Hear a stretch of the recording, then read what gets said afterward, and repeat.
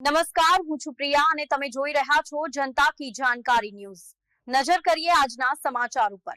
ડીસા શહેરના નગરપાલિકાના શાંતિનગર વિસ્તારમાં ગટરો ઉભરાવાથી રહીશો વારંવાર હેરાન પરેશાન થઈ રહ્યા છે અને શાંતિનગર સોસાયટીના રહીશો જણાવ્યું હતું કે નગરપાલિકાના સત્તાધીશોને વારંવાર જાણ કરી હોવા છતાં આ ગટરના પાણીનો ઉકેલ લાવતા નથી। ડીસા નગરપાલિકા સ્વચ્છતા અભિયાનની મોટી વાતો કરે છે ત્યારે ડીસા શહેરમાં ડીસા નગરપાલિકા સ્વચ્છતા અભિયાનમાં નિષ્ફળ ગઈ હોય તેવું દેખાઈ રહ્યું છે।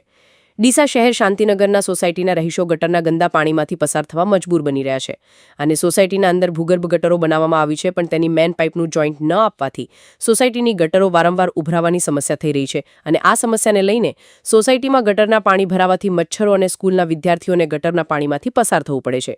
ત્યારે સોસાયટીના રહીશો દ્વારા નગરપાલિકાને તાત્કાલિક ધોરણે આ ભૂગર્ભ ગટરોનું નિરાકરણ આવે તેવી સોસાયટીના રહીશોની નગરપાલિકા પ્રમુખ પાસે માંગને આનો નિકાલ આવે તેવી મીડિયાના માધ્યમથી રજૂઆત કરી હતી।